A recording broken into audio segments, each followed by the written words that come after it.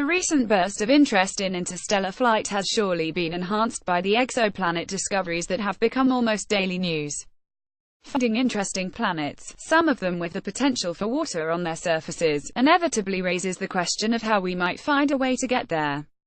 We can only imagine this accelerating as missions like the Transient Exoplanet Survey satellite TESS and the James Webb Space Telescope begin to fill in not just our inventory of nearby planets but our understanding of their compositions.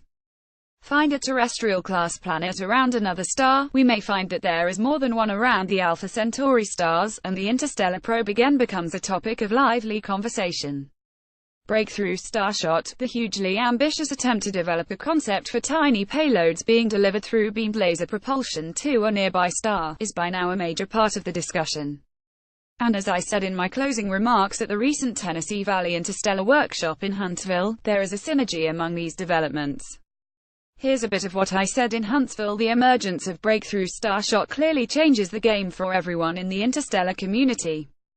We have a congressional subcommittee report that encourages NASA to study the feasibility and develop propulsion concepts that could enable an interstellar scientific probe with the capability of achieving a cruise velocity of 10% of the speed of light. I doubt seriously that phrasing would have emerged without the powerful incentive of the funding provided by Breakthrough, nor would the Tau Zero Foundation's recent grant. Let's take this apart and look at the pieces.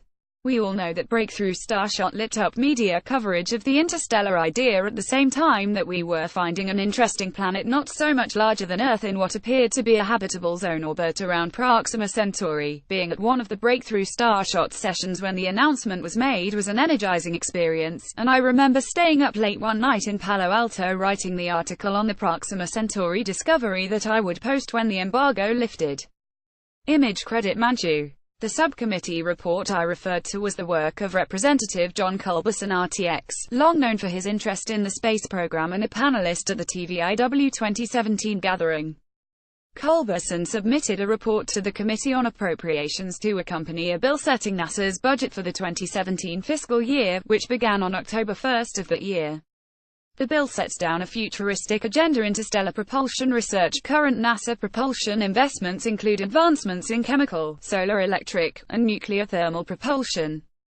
However, even in their ultimate theoretically achievable implementations, none of these could approach cruise velocities of 1/10 the speed of light 0.1 c, nor could any other fission-based approach including nuclear electric pulse fission.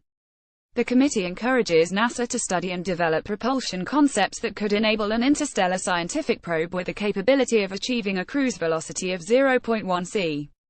Part of this study would be focused on Alpha Centauri. As the report makes clear, these efforts shall be centered on enabling such a mission to Alpha Centauri, which can be launched by the only 100th anniversary, 2069, of the Apollo 11 moon landing.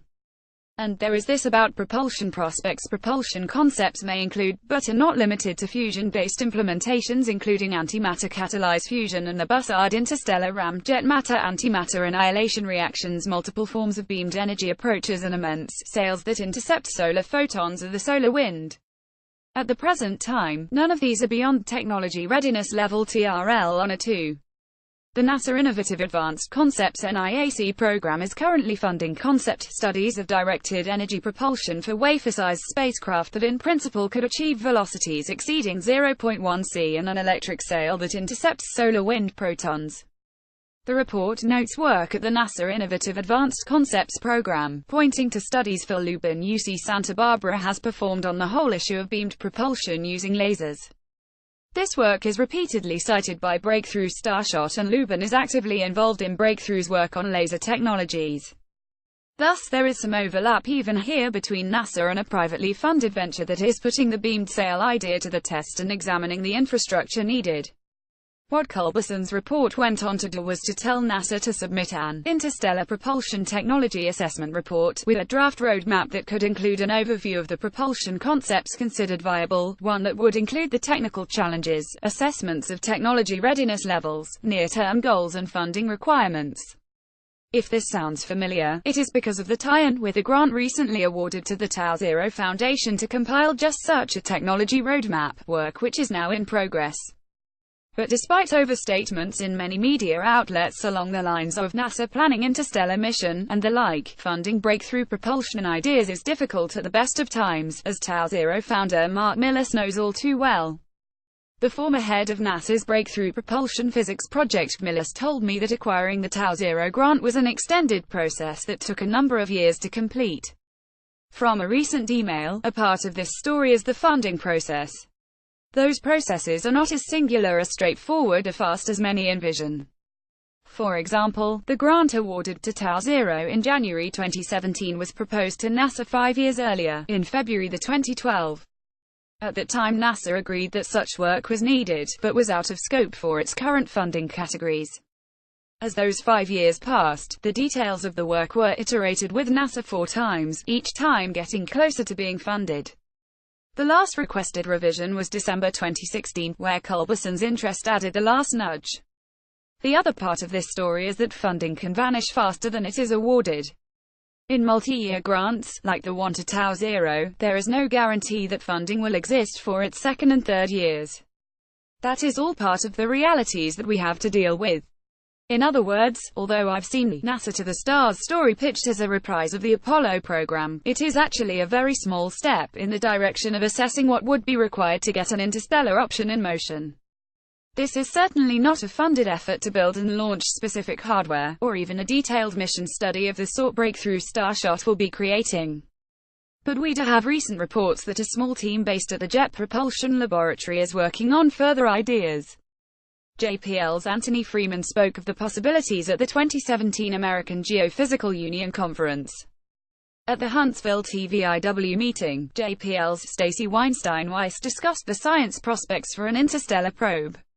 Obviously, we'll follow such efforts with great interest. Meanwhile, my assumption on the background of all this is that Breakthrough Starshot's sudden emergence prompted questions about NASA's interest in interstellar matters on the part of Rep. Culberson, who offloaded the idea to the committee report, which led to the awarding of the Tau Zero grant, perhaps intensifying the JPL investigations as well. A cynic might question whether the whole story hasn't received far too much attention, given the excesses of many headline writers. But I have a different take. In my view, keeping deep space in front of the public is helpful as long as we are pointing to legitimate research that moves the ball forward. The idea that NASA has a large interstellar program in place is incorrect, but that it takes even small steps in this direction by way of early conceptualizations and roadmaps is encouraging.